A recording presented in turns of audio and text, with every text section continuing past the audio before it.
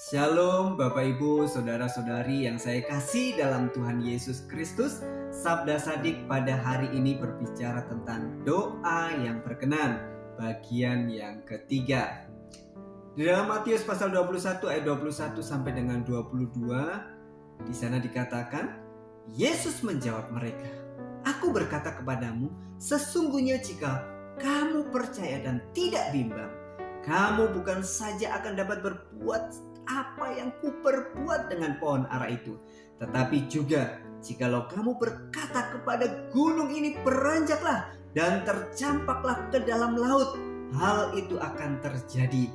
Dan apa saja yang kamu minta dalam doa dengan penuh kepercayaan, kamu akan menerimanya."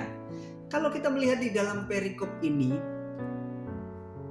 menggambarkan suatu pagi ketika Yesus karena lapar ia tidak menemukan pohon ara. Di pohon ara yang begitu rimbun, dia mengutuk pohon itu agar tidak berbuah lagi, dan pohon itu langsung layu. Para murid memperhatikan pohon yang layu itu dan bertanya kepada Yesus, bagaimana dia melakukannya? Yesus memberitahu mereka bahwa jika kamu memiliki keyakinan dan tidak ragu, mereka juga dapat melakukannya. Mereka bahkan bisa menyuruh sebuah gunung untuk dibuang ke laut. Bahkan apapun yang mereka minta dalam doa akan mereka terima jika mereka beriman. Ini adalah pernyataan janji yang luar biasa, penuh kuasa. Tuhan Yesus sangat peduli bahwa umatnya mempercayai dia, murid-muridnya mempercayai dia, dan dia sendiri akan melakukan apa yang mereka minta. Selama kita percaya, beriman, dan berdoa kepadanya, Yesus pasti akan memenuhi apa yang kita minta dalam doa. Seringkali kita mengalami kebingungan karena Yesus telah berjanji. Mengapa dia tidak menjawab doa-doa kita? Sebenarnya Yesus Kristus tidak menanggapi kita seperti yang kita bayangkan. Terkadang ketika kita berdoa kepadanya, dia akan segera membimbing kita untuk memahami kehendaknya, dan kesulitan kita akan teratasi. Namun terkadang kita perlu menunggu beberapa hari atau bahkan lebih untuk menerima jawabannya setelah kita berdoa. Saat ini kita tidak boleh berkecil hati, tetapi terus berdoa, dan Yesus akan menjawab kita pada waktunya. Segala sesuatu ada di bawah pengaturan dan kedaulatan Tuhan. Jika kita memutuskan untuk membiarkan Tuhan mengatur segalanya, maka kita harus belajar menunggu, harus belajar mencari, harus belajar tunduk. Inilah sikap yang harus diambil oleh setiap orang yang ingin tunduk kepada otoritas Tuhan.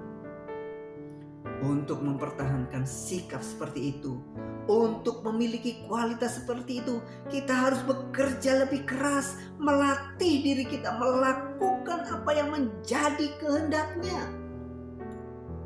Dalam teks ini, doa yang berkenan adalah doa yang sesuai dengan kehendaknya. Apabila kamu minta dalam doa, apa yang kita minta itu sesuai dengan kehendaknya, sesuai dengan kehendak Tuhan. Ingat, doa itu bukan sekedar meminta sesuatu, melainkan kesempatan untuk bersekutu dengan Bapa kita. Di dalam 1 Yohanes 5 ayat 14 di sana dikatakan, dan inilah keberanian percaya kita kepadanya, yaitu bahwa ia mengabulkan doa kita jika kita meminta sesuatu kepadanya menurut kehendaknya. Jadi doa yang berkenan itu adalah doa yang sesuai dengan kehendaknya. Doa bukan tentang memohon kepada Tuhan untuk mengubah pikiran dan kehendaknya, untuk datang kepada pemikiran dan kehendak kita. tetapi tentang Tuhan mengubah hati dan pikiran kita untuk datang kepada pemikiran dan kehendak-Nya. Maka keinginan dan permintaan kita adalah bagian dari kehendak-Nya. Yang kedua, doa yang berkenan adalah doa yang penuh dengan kepercayaan. Berdoalah dengan iman, berdoalah tanpa henti, berdoalah dengan sungguh-sungguh, berdoalah dengan tulus, berdoalah dari hati yang selalu ingin menyenangkan Tuhan, berdoalah dengan pola pikir pasrah, berserah bahwa Tuhan tahu yang terbaik. Berdoalah agar kehendak Tuhan terjadi dan keinginan kita sesuai dengan kehendak-Nya. Jadi, Bapak Ibu yang saya kasih dalam Tuhan Yesus Kristus, doa yang berkenan adalah doa yang sesuai dengan kehendak-Nya. Dan yang kedua adalah doa yang penuh dengan kepercayaan. Kiranya kebenaran firman Tuhan ini memberkati kita semuanya. Tuhan Yesus memberkati.